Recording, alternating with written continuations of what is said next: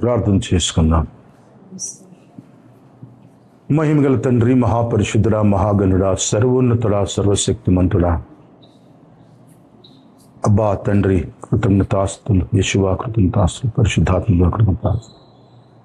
ఇప్పటివరకు పాటల ద్వారా మిమ్మల్ని మహింపరిచే భాగ్యాన్ని మాకు అనుగ్రహించినందుకు స్తోత్రాలు నాయన. ఈ సమయంలో ప్రభు, నీ దాసులము, నీ బిడ్డలము, నీ గౌరవమై ఆలకించుతున్నాం. సెలవుండి యేసయ్యా. పరిశుద్ధాత్మ దేవా, మీరు మాట్లాడుచున్నగా వినే చెవిని గ్రహించే హృదయాన్ని, లోబడి మనసులు మాకు దయచేయండి ప్రభా. నాయన, ఎవరికి సన్మానము వారికి సన్మానము, ఎవరికి ఘనతో వారికి ఘనత ఇవ్వవలసిన వారమై బద్ధులమై ఉన్నామని, ఆ క్రమం ద్వారా తండ్రి నాయన ఘనపరచడం ద్వారా వచ్చే ఆశీర్వాదాలు ఉన్నాయి. అగౌరవంగా తండ్రి ఇతరులను మేము తృణీకరించినప్పుడు దానివల్ల వచ్చేటువంటి పర్యవసనాలు ఉన్నాయి నాయన.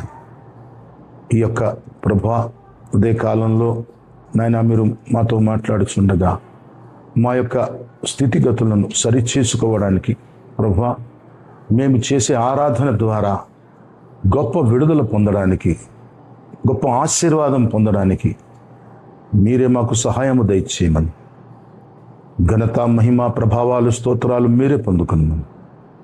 యేసు క్రీస్తు నామంలో అడుగుచున్నాము తండ్రి, ఆమేన్.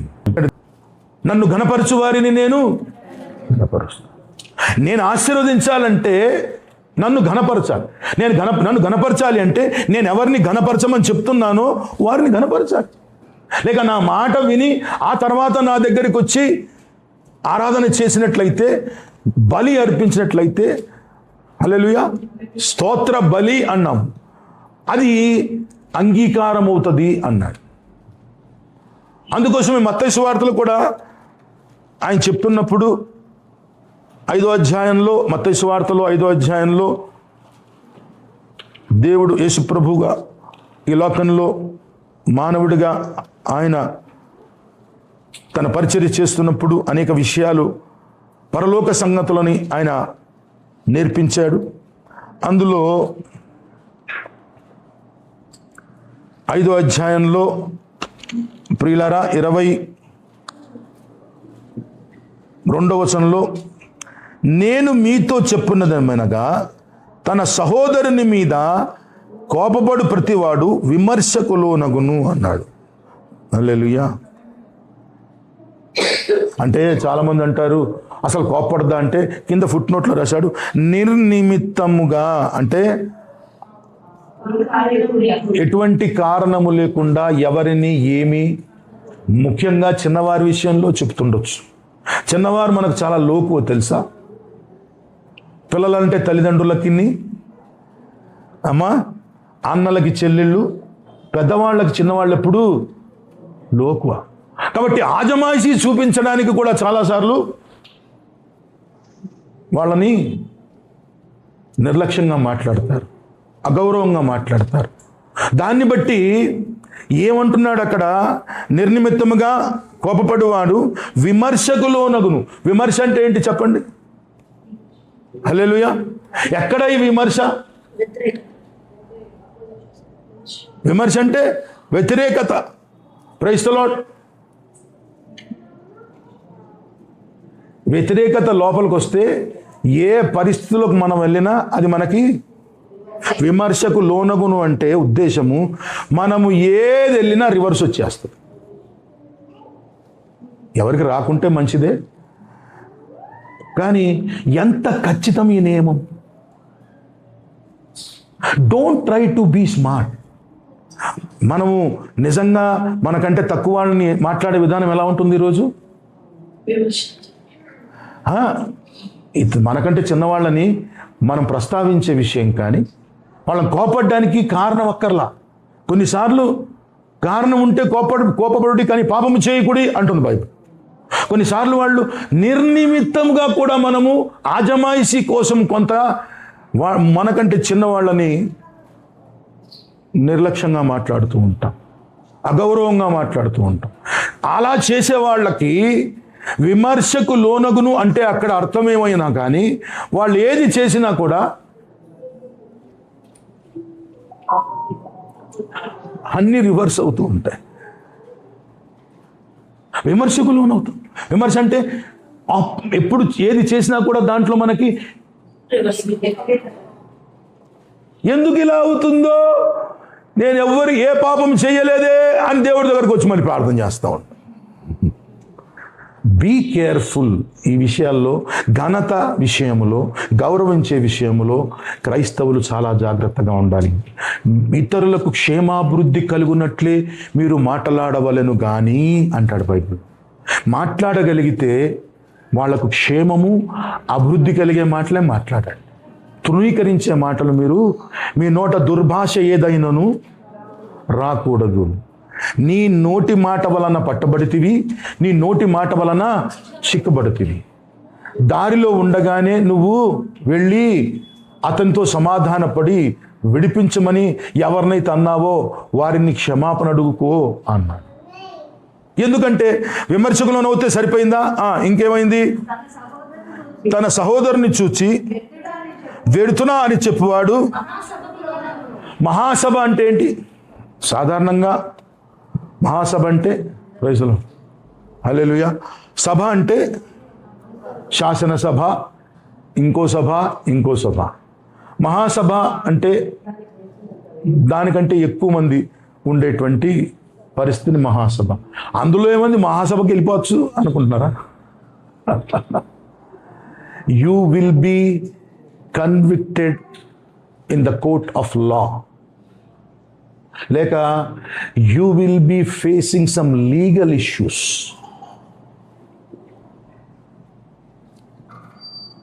లీగల్ ఇష్యూస్ అంటే తెలుసా? ఈ వ్యతిరేకతలేమో మనం చేస్తున్నందుకు వస్తున్నాయి. లేని దాంట్లో ఇరుక్కుని లీగల్ ఇష్యూస్ అంటే తెలుసా? కోర్టుకి వెళ్ళాల్సి వస్తుంది, ప్రూవ్ అయితే జైలుకి వెళ్ళాల్సి వస్తుంది, లేకపోతే చాలా ఇబ్బందులు పాలు కావాల్సి వస్తుంది. పాస్టర్ గారు మన్ని ఏదో మనం లోకవైపోయామని చెప్పేది అక్కడ అలా రాసి లేదు, ఆయన ఇష్టం వచ్చాడు చెప్తున్నాడు. దేవుని ఆత్మ చెప్తున్నది వినండి. యేసుప్రభు అన్నాడు, సంఘముతో ఆత్మ చెప్పుచున్న మాట చెవిగలవారు నాకు తెలియదు, నేను సిద్ధంగా ఉండను. ఇలాంటి విషయాలు దేవుడు ఏది అటరెన్స్ నా నోట్లో పెడతాడు అది మాత్రమే చెప్పగలరు. లీగల్ ఇష్యూస్ అంటే ఉద్దేశం కోర్టుకే వెళ్ళాల్సిన అవసరం లేదు, కానీ కొన్ని విషయాల్లో అనవసరంగా చెయ్యని దానికి అనుభవిస్తాం అంటారు తెలుసా? అనవసరంగా ఎవరినో చూసి ఏమన్నావు? యూస్లెస్ ఫెలో అన్నాం. ఎడుతురా అంటే మామూలుగా ఈరోజు పిల్లల్లో మాట్లాడుతున్నప్పుడు నేను చాలాసార్లు ఓ రోజు బస్సులో మెట్రో ట్రైన్లో వెళ్తున్నాను, ఒక ఇద్దరు అమ్మాయిలు మాట్లాడుతున్నాను. వాడు వేస్ట్ ఫెలో, వాడు ఒక యూజ్లెస్ ఫెలో. ఓ 10 సార్లు వాళ్ళు ఒకళ్ళు ఎవరిని అంటున్నాడంటే వాళ్ళ అన్నని అంటుంది ఇంకో అమ్మాయి. ఫోన్ చేస్తే ఏంటి అలా అన్నాడు నేనంటే వాడు ఒక పెద్ద యూజ్లెస్ ఫెలో అండి, వేస్ట్ ఫెలో. ఇప్పుడు ఏమైనా రీజన్ ఉందా ఆ మాట అనడానికి? దాన్ని లూజ్ టాక్ అంటారు. లూజ్ టాక్ అంటే నోరు పారేసుకోవడము అని చెప్పొచ్చు. ఇక్కడ నోరు పారేసుకొని వాళ్ళు ఎవరిని ఉంటే ఒకసారి నాకు గట్టిగా అల్లి చెప్తే వినాలని ఉంది. అందరికీ అలవాటు. ఒకటి కోప్పడ్డము, ఆజమాయిషీ కోసము చిన్నవాళ్ళని తృణీకరించి అగౌరవంగా మాట్లాడడము, అది ఒక ప్రాబ్లము. ఇంకా ఏంటండి? అనవసరంగా నోరు పారేసుకోవడము. యూజ్లెస్ ఫెలో అన్నాడంట. యూజ్లెస్ ఫెలో అనగానే పరలోకం నుంచి శాంక్షన్ అయిపోయింది ఏదో. ఆ శాంక్షన్ అయ్యే పద్ధతి ఏంటంటే you will be in a situation from where you try 100 hallelujahs, you will not be coming out. ఎంత ఆరాధన చెయ్యి, హల్లెలూయా. ఇలా చాలామంది క్రైస్తవులు తెలవకుండానే ఒక శాస్త్రం చెప్తున్నాను, ఇది నియమం, దైవ నియమం, పరలోకపు నియమం. ఇది మనం తెలిసి ఉల్లంఘించినా తెలియక ఉల్లంఘించినా పరిస్థితులను అనుభవించి తీరవలసిందే. అమ్మా నాకైతే ఏ ఇష్యూస్ లేవు లీగల్గా, ఐఎమ్ సేఫ్ అనుకుంటే మంచిదే. కానీ ఒకవేళ అలా ఉన్నాను అయినా నాకు రాలేదు అనుకుంటున్నావేమో, గెట్ రెడీ ఫర్ దాట్. ఒకవేళ నేను అలా అన్నాను అయినా ఇంకా నాకేం రాలేదంటే ఐఎమ్ రైచియస్, నేను పర్వాలేదు అనుకోకు. Just wait for it, just wait for it. Hallelujah. Wait చేసి అది వచ్చేదాకా చూద్దామా, లేకపోతే ముందే బయటపడడానికి ఇప్పటి వరకు చేసిన దాంట్లోంచి దేవుని దగ్గర పాప పరిహరించు దేవుని దగ్గరకు వచ్చాం మనం. ఆయనను బతిలాడితే ఆయన ఘనపరిచే విధానం ఏంటంటే, ఆయన మాటని ఘనపరచువాడే ఆయనను ఘనపరచువాడు, ఆయన మాట ప్రకారం అనుసరించువాడే ఆయనను ఘనపరచువాడు. ఆ నిర్లక్ష్యం మనలోంచి తీసివేసి, ప్రైజ్ ది లార్డ్, తీసేయకుంటే ఫిజికల్గా వచ్చేటువంటి పరిస్థితులు వేరే, స్పిరిచువల్గా వచ్చే పరిస్థితులు కూడా వేరే. ఇంకా ముందు చెప్తున్నాడు, ఇంకా చదవండి. ద్రోహి అని చెప్పువాడు, ఇక దీనికైతే తిరుగులేదు. నరకాగ్నికి లోనవునంటే నరకానికి వెళ్ళిన ఇవి రెండు విధాలుగా చెప్తున్నాడు అమ్మ యేసు ప్రభు. ఈ లోకంలో జరిగే పరిస్థితుల గురించి చెప్తున్నాడు. రేపు తీర్పులో ఉన్న టైంలో మనకు ఏమండి దేనికి లోనవుతాడు? ఫస్ట్గా విమర్శకు లోనవుతాడు. లేక రేపు పొద్దున్న మన గురించి యేసు ప్రభు సన్నిధిలో మనం నిలబడ్డప్పుడు అనేక విషయాలు మనకు వ్యతిరేకంగా నిరూపించబడతాయి. నరకానికి వెళ్ళడానికి కావలసినటువంటి ఏమండి కారణాలతో పాటు రుజువు చేయబడతాం. అది విమర్శకు లోనవడం. మహాసభ అంటే గుర్తుంచుకోండి, దేవదూతలందరూ ఉన్నారు, మనుషులందరూ ఉన్నారు, మనం తృణీకరించిన వారు కూడా అక్కడ ఉన్నారు. హల్లెలూయా. మనం అనవసరంగా నోరు పారేసుకున్న వాళ్ళు అక్కడ ఉన్నారు. ఇక్కడే మందిరంలో ఏమో మీ అంత భక్తులు లేరు, వాళ్ళ దగ్గరేమో మీ అంత షెడ్యూళ్ళు లేరు, నోరు ఇష్టం వచ్చి పడేసుకుంటున్నాం. రేపు పరలోకంలో వెళ్ళినప్పుడు ఎవరినైతే మనము అలా నిర్లక్ష్యంగా నోరు పారేసుకున్నామో, మనం భక్తి బాగా చేశాం, ఓకే, యేసుప్రభు కనిపించింది, ఈ అమ్మాయి చాలా బాగా ప్రార్థన, ఆయన కూడా అనుకుంటొచ్చు పాపం, ఈ అమ్మాయి చాలా బాగా ప్రార్థన చేస్తుంది, ప్రతి వారం బాగా ఆరాధన చేసింది, పరలోకం పంపించేద్దాంలే అనుకుంటొచ్చు. కానీ ఆ టైంలో అక్కడ పిలుచుకొచ్చి పరలోకంలో గేటు దగ్గర నిలబడిన తర్వాత ప్రభు అంటుండొచ్చు, ఒకసారి వాళ్ళందరిని పిలవంటారు, వాళ్ళు ఒప్పుకుంటే పంపిద్దాం. ఎవరాళ్ళు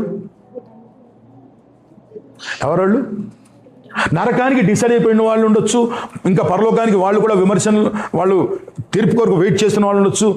ఎవరెవరినైతే మనము నిర్లక్ష్యంతో నోటి పాడేసుకొని మాట్లాడాము, వాళ్ళందరిని అక్కడ తీసుకొచ్చి పెడతారు. ఈ అమ్మ మీకు తెలుసు కదా, చర్చిలో ఎంత బాగా ప్రార్థన చేసింది, ఈ అమ్మాయి తెలుసు కదా ఎంత బాగా భక్తి ఇచ్చింది, ఎంత బాగా కానుకలు ఇచ్చింది, అంత బాగా చేసింది కదా, నాకేమో పరలోకంలోకి చేర్చుకోవాలని ఆశగా ఉంది.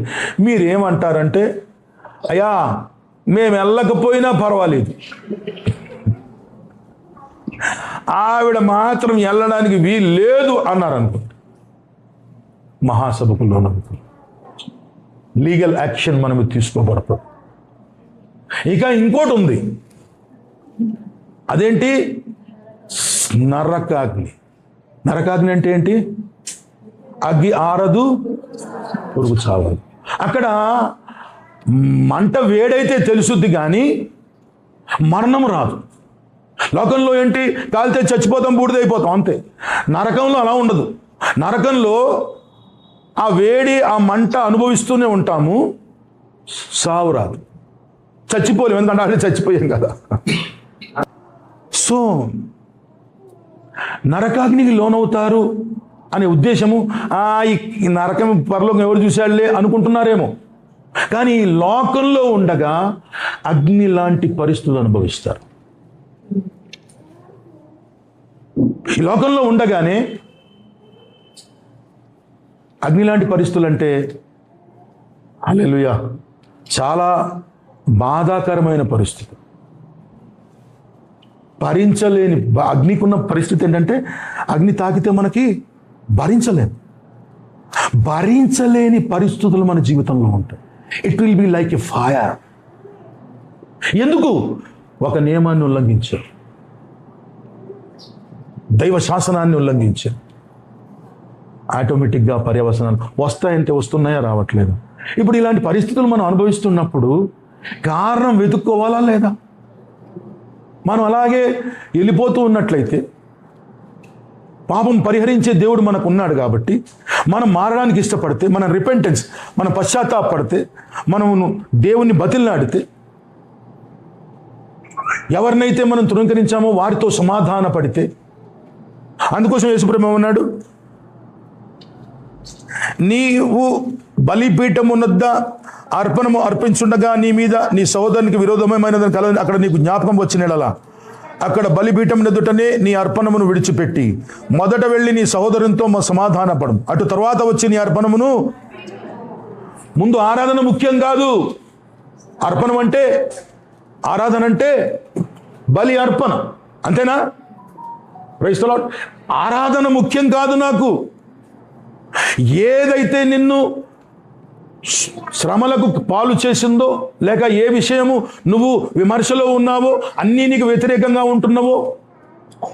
రెండవది, ప్రైజ్ ది లార్డ్, నువ్వు అనేకమైన విషయాల్లో అనని దాంట్లో అన్నారని ఇరుక్కొని, చెయ్యని దాంట్లో చేశారని ఇరుక్కొని, అనవసరంగా ఇరుక్కున్న పరిస్థితుల్లోంచి బయటికి రావాలనుకుంటున్నావా?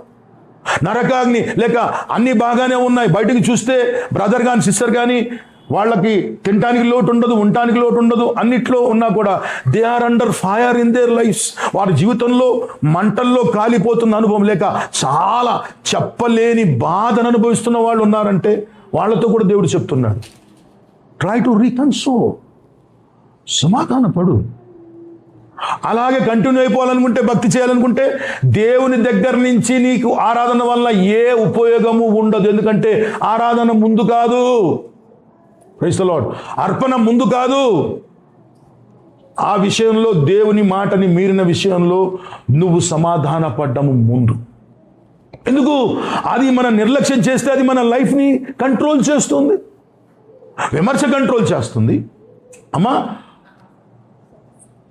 ప్రతిసారి కూడా ఏదో విషయంలో వ్యతిరేకత వస్తుంది. మనం మంచి మాట్లాడిన ముందోడికి హల్లెలూయా. ఇంకా చెప్పాలంటే విమర్శతో ఆగిపోతుందంటే అనవసరమైన దాంట్లో ఎందులోనూ ఇరుక్కుంటున్నాం లైఫ్ అంతా. ఇంకా ఈ బాధ, వేదన, చెప్పలేని స్థితి అనుభవిస్తున్నాం కదా. ఇది పోవడానికే ఆరాధన చేస్తున్నాం అనుకున్నట్లయితే ఆరాధన వల్ల మీకు ఉపయోగం ఉండదు అంటున్నాడు దేవుడు. ముందు సరి చేసుకోవాల్సినవి సరి చేసుకుని ఆ తర్వాత వచ్చి ఆరాధన చేయి. ఎందుకంటున్నాడంట అంత జాగ్రత్త? ఎందుకంటున్నాడంటే నీ ప్రతివాదితో నీవు త్రోవలో నుండగానే త్వరగా వానితో సమాధానపడుము. లేని ఒకవేళ నీ ప్రతివాది నిన్ను న్యాయాధిపతికి అప్పగించును, న్యాయాధిపతి నిన్ను బంట్రోతుకు అప్పగించును, అంతటా నీవు చెరసాలలో వేయబడుదువు. You will be trapped in a situation from where you cannot come out. ఈరోజు ఇంకా విమర్శ, వ్యతిరేకత వస్తున్నా, అమ్మా వ్యతిరేకత వస్తున్నా ఇంకా నువ్వు చెరలో లేవు. ఈరోజు ఇందులో ఇరుక్కుంటున్నా ఇంకా నువ్వు చెరలో లేవు. ఇంకా నువ్వు ఏమన్నాడు? ప్రైజ్ ది లార్డ్, అగ్నిలో ఉన్న చెరలో లేవు. కానీ ఇది కంటిన్యూ అవుతే గనక, అలాగే నువ్వు ఏమన్నాడు? ఆరాధన చేయకు. ఫస్ట్ నువ్వు వద్దు, పక్కన పెట్టే ఆరాధన. ఫస్ట్ లైఫ్ సెట్ చేసుకో, ఆ తర్వాత వచ్చే ఆరాధన. లేకపోతే ఏమవుద్ది? If you continue. చెరసాలంటే ఉద్దేశం ఏంటి? చెరసాలంటే ఉన్నటువంటి, చెరసాలంటే జైల్లో ఎత్తారా పాస్టర్ గారు మనల్ని అందరినీ? ఎక్కడ ఏ చూపించు మనం, అది కాదు. చెరసాల అంటే ఏంటో తెలుసా? Praise the lord. బందీఖానా అంటే ఏంటో తెలుసా? ఎందుకు అక్కడ సమాజంలో చెడు చేసిన వారిని, రకరకాల నేరాలు చేసిన వాళ్ళని చెరసాలలో ఎందుకు పెడతారు అంటే, వాళ్ళకి ప్రైజ్ ది లార్డ్ ఆ చేసిన తప్పు రోజు తెలియాలని ఒకటి. ఇది ఇంకోటి, ఎవరు తెలిసిన వాళ్ళు ఉండరు, ఎవరు నా అన్న వాళ్ళు ఉండరు, అమ్మ ఉండదు, నాన్న ఉండడు, అక్క ఉండదు, చెల్లి ఉండదు, మన అన్నవాళ్ళు ఎవరు ఉండరు. అంతకంటే ఎక్కువ ఏంటంటే, ఎక్కడికి వెళ్ళాలంటే అక్కడికి, ఏదైనా చెయ్యాలంటే బయట ఉన్నప్పుడు, ఈ రోజుల్లో అయితే 11 గంటల రాత్రి కూడా తింటాను దొరుకుతుంది. అప్పుడు బిర్యానీ తినాలనిపిస్తే వెళ్ళిపోవచ్చు. అక్కడికి బిర్యానీ తిన ఏం చెయ్యాలన్నా కూడా నిర్బంధంలో ఉంటావు. You cannot operate your life. చెరసాలంటే నీ జీవితాన్ని నువ్వు అనుకున్నట్టుగా జీవించలేని స్థితి, నిర్బంధము అంటారు దాన్ని. ఇప్పుడు ఘనపరచకపోతే ఎన్ని విషయాలు ఎదుర్కొంటామా పాస్టర్ గారు అంటే, నేను చెప్పలా. దేవుడి మాట తృణీకరిస్తే వచ్చేటువంటి క్రమం దేవుడే చెప్తున్నాడు. ఎందుకంటే తీర్పు దినం రోజు యేసుప్రభు అన్నాడు, తండ్రి అన్నాడు, నేను నా కుమారుణ్ణి మీ కొరకు తీర్చడానికి నేను కుమారుని పంపించాను అన్నాడు. ఆయనకే అథారిటీ ఇచ్చేశాను, నేనైతే ఏం తీర్పు తీర్చను అన్నాడు. యేసుప్రభు ఏమన్నాడు, నేను కూడా తీర్పు తీర్చను. ఏ మాటలైతే నేను చెప్పానో ఆ మాటలే మీకు వ్యతిరేకంగా ఒక రోజు నిలబడతాయన్నాడు. అవే తీర్పులోకి రావడానికి కారణమవుతాయి. ఏవి ఆ మాటలు? కాబట్టి కింద చెప్తున్నాడు, కడపటి కాసు చెల్లించు వరకు అక్కడ నుండి నీవు వెలుపలకి రానేరవని నీతో నిశ్చయముగా చెప్పుచున్నాను. అంటిల్ అండ్ అన్లెస్, ఇంకోండి, మొదటి 3 పరిస్థితుల్లో ఒకటి విమర్శ, ఇంకోటి మహాసభ, మూడవది నరకాగ్ని. ఈ 3 పరిస్థితుల నుంచి బయటికి వచ్చేయచ్చు. అదిగా చెప్తున్నాడు. ముందు వెళ్ళి వాళ్ళతో సమాధానపడు, అప్పుడు వచ్చి అర్పించు, స్వీకరిస్తాను, పాపం పరిహరించబడుతుంది. లేకపోతే ఇంకా మీ క్యారెక్టర్ అలాగే నువ్వు కొనసాగిస్తున్నట్లయితే you will be trapped in a situation, లేక నువ్వు నిర్బంధంలో ఉండిపోతావు. 6 నెలల జైలు శిక్ష అంటే ఒక్క గంట కూడా తక్కువ చేయరు తెలుసా? 6 నెలల జైలు శిక్ష అంటే ఇంకో 6 నెలలు అయిపోయిన తర్వాత 6 నెలలు కంప్లీట్ అయ్యాక 2వ రోజు నిన్ను విడుదల చేస్తారు. కానీ శిక్ష మాత్రం 0 to 0 అమలు అవుద్ది, అంతేనా? చివరి కాసు చెల్లించు వరకు అన్నాడు. హల్లెలూయా. ఏదో చేసేసాము అనుకుంటున్నాం కదా, ఏమవుద్ది అనుకుంటున్నాం కదా. టిల్ లాస్ట్, చివరి కాసు చెల్లించే వరకు అంటే దానికి రావలసినటువంటి పరిస్థితులన్నీ అనుభవించేంత వరకు నువ్వు బయటికి రాలేవు. ఎప్పుడు మనము దేవుడు ఇచ్చిన ఛాన్స్ని విడిచిపెట్టినప్పుడు. మొదలు ఛాన్స్ ఇచ్చాడా ఇవ్వలేదా? ద్రోహి అన్నా, నువ్వు ఇంకోటన్నా, లేక నువ్వు విమర్శకులోనైనా, నువ్వు మహాసభకులోనైనా, నువ్వు నరకాగ్ని లాంటి పరిస్థితులు అనుభవిస్తున్నా అవకాశం ఇచ్చాడా లేదా? You can reconcile and get back to me and worship me and I will bless you. కానీ ఏముందిలే అని మళ్ళీ కంటిన్యూ అయిపోయావు అనుకో.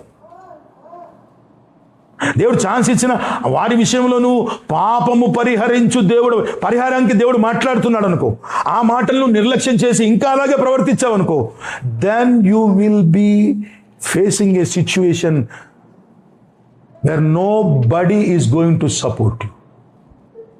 ఇప్పుడు ఇవన్నీ చివరి కాసు చెల్లించు వరకు ఇక నువ్వు బయటికి రావంటే, ఇప్పుడు ఆల్రెడీ మనం ఒక పరిస్థితిలో ఇరుక్కున్నాము. దానికి మనకి ఆల్రెడీ ఇప్పుడు చూసాం కదా, 3 శిక్షల్లో మనకి పడి ఉన్నాము అనుకోండి, ఏదో ఒకటి. అది మన మీద ఆల్రెడీ 6 నెలల్లో, సంవత్సరమో ఏదో మన మీద ఉంది. ఇప్పుడు దేవుడు ఏమంటున్నాడు, ఇఫ్ యూ రికన్సైల్ టుడే, మిగతా శిక్ష నేను కొట్టేస్తా. ఇప్పుడు నీవు చేసిన తప్పుకి, నువ్వు చేసినటువంటి నిర్లక్ష్యానికి, దేవుని మాట నిర్లక్ష్యానికి ఒకవేళ 2 సంవత్సరాల శిక్ష నీ మీద పట్టదనుకో, ఈ 3 ఏదో ఒకటి. సడన్గా ఇప్పుడు దేవుడు నీకు ఛాన్స్ ఇస్తున్నప్పుడు నువ్వు ఇప్పుడు ఈ టైంలోనే దేవునికి ఆరాధన చేయడానికి ముందుకు వచ్చే ముందు నువ్వు రీకన్సల్ అయ్యి సమాధానపడి నువ్వు నిర్ణయం తీసుకొని, పలానా విషయాల్లో పలానా వాళ్ళని నేను ఈ గురించి జాగ్రత్తగా ఉంటాను, క్షమించు అని రీకన్సల్ అయ్యి ఈరోజు ఆరాధన చేసావు అనుకో, మిగతా ఇప్పుడు ఒక 6 నెలలు అనుభవించావు, ఇంకో సంవత్సరం ఉంది, కొట్టేస్తాడు. కానీ ఏమవుద్దిలే అని వెళ్ళావనుకో, ఆ 2 సంవత్సరాల్లో 1 గంట కూడా తగ్గించు. చివరి కాసు చెల్లి. ఒకటేమో మధ్యలోనే దేవుడు మన బయటికి తీసుకొచ్చేదైతే పరిస్థితి, ఇంకోటి చివరి దాకా అనుభవించే. మధ్యలో ఒక అవకాశం పెట్టాడు, అదేంటి? నిన్ను నువ్వు మార్చుకో, సమాధాన పడు, ఆరాధన చేయి. ఆరాధన ఏం చేస్తుంది? ఇప్పుడు ఆరాధన మనం ఎప్పుడైతే ఆ విషయాల్లో దేవునితో సమాధానపడి, మనుషులతో సమాధానపడి ఎప్పుడైతే ఆరాధన చేస్తున్నామో, నీ శిక్ష ఈరోజు కొట్టివేయబడతాం. అనుభవిస్తున్న పరిస్థితిని ఈ రోజు ఆరాధన చేస్తుండగా దేవుడు తీసేస్తాడు. లేదు అనుకో, దాటి వెళ్ళావనుకో, ఆఖరి దాకా నువ్వు ఆ తర్వాత ఈరోజు ఇచ్చిన ఛాన్స్ నువ్వు దాటి వెళ్ళి రేపు ఎల్లుండి ఇంకో సంవత్సరం 2 సంవత్సరాలు 7 ఆ రోజే నేను వినవలసిందేమో, పాస్టర్ గారేమో ఛాన్స్ అన్నారు, నాకేమో అర్థమై సావలేదు అని అనుకున్నా బయటపడలేవు. ఆ లాస్ట్ వరకు అనుభవించాల్సింది. హల్లెలూయా. సో దేవుని మాటని మీరకుండా ఉండినట్లు దేవుడు ఆత్మతో మాట్లాడుతుండగా కొన్ని మనం చేశాం, ఈరోజు నుంచి చేయడానికి వీల్లేదు. ప్లస్ చేసిన వారి విషయంలో మనము తెలిసిన వారైతే వారితో, కొంతమంది లోకాన్ని విడిచిపెట్టిన వాళ్ళు, చాలామంది తల్లిదండ్రులు, పెద్దవాళ్ళకి తల్లిదండ్రులు ఒకవేళ లోకాన్ని విడిచిపెట్టి ఉండొచ్చు కదా. But something is still controlling your life, what you said against them. వాళ్ళు లేరు, కానీ ఆ మాటని పట్టి నీ జీవితంలో అనుభవిస్తున్న పరిస్థితుల్ని కంట్రోల్ చేస్తున్న సిస్టమ్ ఒకటి ఉంది.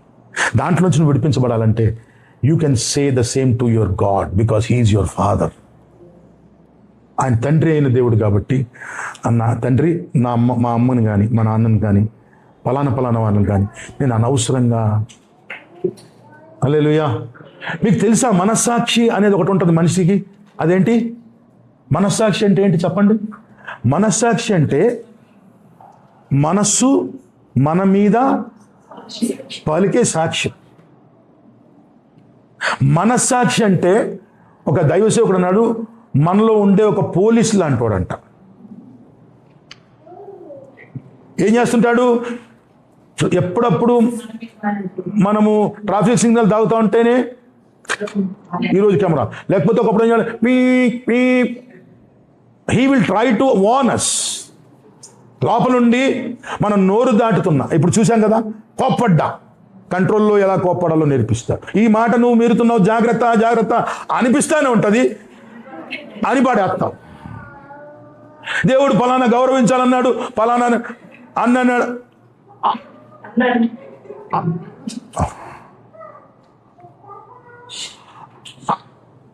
అనకూడదు అనుకుంటే వేసేస్తాం. See, you will be trapped. ఈరోజు క్రైస్తవ సమాజంలో చాలామంది భక్తి బాగానే చేస్తున్నా జీవితాలు ఎందుకు బాగుపడటం లేదు అని ఆలోచించినట్లయితే ఎక్కడో ఈ దేవుని నియమాన్ని ఉల్లంఘించి ఉండవచ్చు. Praise the lord. అమ్మ, అర్థమవుతుందా? ఒకసారి అందరూ అల్లే చెప్పండి. అయి ఉండొచ్చా కాకుండొచ్చా అంటారా? నేనంటే అవుతుంది, నేను కాదంటే కాదు కదగా.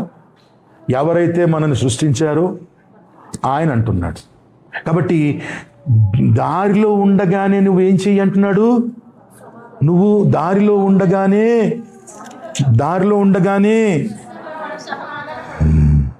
లేకపోతే సరసాలలో వేరు. అక్కడికి వెళ్ళిన తర్వాత నేను కూడా ఏం చేయలేను అంటున్నాడు దేవుడు. ఒక పరిస్థితుల్లోకి వెళ్తే దేవుడు కూడా, చాలామంది అలాంటి పరిస్థితులు అనుభవిస్తున్నారు క్రైస్తవులు ఈరోజు. హల్లెలూయా. దేవుని దగ్గర మొరపెడుతున్నా, దేవుని బతిమాలుకుంటున్నా, దేవుని విషయంలో మనము ఎంత యథార్థంగా ఉండని ట్రై చేస్తున్నా కొన్ని పరిస్థితులు మనం వదిలిపెట్టట్లేదు. కారణం ఇది అయి ఉండొచ్చు. ఏదై ఉండొచ్చు? నోటి దురుసు, హృదయ గర్వం, హోదా అంతస్తు, పరపతి, ఏదైనా కావచ్చు. కానీ ముందు వారిని తృణీకరించే విషయంలో దేవుడు అంత ఖచ్చితంగా ఉన్నాడు. ముందు వారిని అగౌరవపరిచే విషయంలో, తల్లిదండ్రుల విషయమే కానీ, ఇతర మనకంటే చిన్నవాళ్ల విషయమే కానీ, మన తోటి వాళ్ళ విషయంలో కానీ ఎంత ఖచ్చితంగా చెప్తున్నాడు. ఈ విషయంలో ఏమన్నా మార్పులు చేర్పులు చేస్తాడా దేవుడు? భూమి ఆకాశములు గతించిపోను కానీ నా మాటలో ఒక సున్నా కూడా తప్పిపోదు అంటున్నాడు. మహిమగల తండ్రి, మహాపరిశుద్ధుడా, మహాగణుడా, సర్వోన్నతుడా, సర్వశక్తిమంతుడా తండ్రి యేసువా, పరిశుద్ధాత్మదేవా, కృతజ్ఞతాస్తులు, స్తోత్రాలు నాయన. అవును నాయన, మా నోటి మాట వలనే మేము పట్టబడుతున్నాము, మా నోటి మాట వలనే చిక్కబడుతున్నాము. అగౌరవంగా తృణీకరించినట్లుగా అయ్యా ప్రభువా, మేము అనవసరంగా నోరు జారడం వల్లే ఈ లోకంలో కొన్ని పరిస్థితులు ఎదుర్కొంటున్నాం. లేఖనమైతే చెప్తుంది, మీరు నాయన సువార్తలో అన్న మాట ప్రకారం మనుష్యుడు తాను మాట్లాడిన వ్యర్థమైన ప్రతి మాటను గురించి లెక్క అప్పగించవలసి ఉంటుంది అని. అక్కడ దాకా వెళ్ళకూడదంటే ఇక్కడే సమాధానపడమంటున్నారు నాయన. అక్కడ దాకా వెళితే నాయన ఇంకా చివరి శ్వాస వరకు సరిచేసుకోకుంటే ఇంకా దేవుడు కూడా మా విషయంలో ఏమి చేయలేడని అర్థమవుతుంది. అలాంటి స్థితి రాకుండా ఉండినట్లు ఈరోజే మార్గంలో ఉండగానే, ఈ యొక్క ఆత్మీయ యాత్రలో ఉండగానే ఇప్పుడే సమాధాన పడిన ఎడలా ఆ చెరసాల, ఆ నరకాగ్ని, ఆ పరిస్థితులన్నీ కూడా తప్పించుకుంటామని మనకు అర్థమైనట్లయితే ఇది మొదలుకొని మన నోట మనకంటే చిన్నవారి విషయంలో కానీ, మన సమాన వయస్సులతో కానీ, మనకంటే పెద్దవాళ్ళ విషయంలో కానీ ఎక్కడా నోరు జారకండి. ఇంకా చెప్పాలంటే పిల్లలు చాలా జాగ్రత్తగా గుర్తుంచుకోవాలి. తల్లిదండ్రులు ఎటువంటి వారో దాన్ని బట్టి గౌరవించమనలేదు దేవుడు. ఎటువంటి వారైనా కూడా వారిని సన్మానించాలన్నాడు. వారి ముందు సన్మానించడము, వారి గురించి మంచి మాట్లాడటము కాదు, వారి వెనకాల కూడా వారి గురించి తప్పుడుగా మాట్లాడకూడదు. చూశాం కదా, మోషే గురించి మాట్లాడితే వెనకాల మాట్లాడినా పట్టుకున్నాడు. జాగ్రత్త. ఇది దేవుని న్యాయ విధి. ఇది మనం ఉల్లంఘించడానికి వీలు లేదు. ఇతరులని గౌరవించడం, దేవుణ్ణి ఘనపరచడం ఇది న్యాయ విధి. ప్రభువా, ఇది మొదలుకొని మేము ఆచరిస్తాం. వారు ఆయన శాసనములను అనుసరించిరి, ఆయన న్యాయ విధులను అనుసరించిరి, కాబట్టి వారు ప్రార్థన చేయగా దేవుడు వారికి ఉత్తరం ఇచ్చెను. మనం అనుసరించినప్పుడే అనేకమైన పరిస్థితుల్లో మనకు ఉత్తరం వస్తుంది, విడుదల వస్తుంది, ఆశీర్వాదం వస్తుందని అర్థమవుతుంది. కాబట్టి ప్రియా తండ్రి, మమ్మల్ని విడిపించమని ఇది మొదలుకొని నాయన జాగ్రత్తగా మెసులుకుంటాం. మాకు సహాయం దయచేయమని యేసుక్రీస్తు నామంలో అడుగుచున్నాము తండ్రి. ఆమేన్.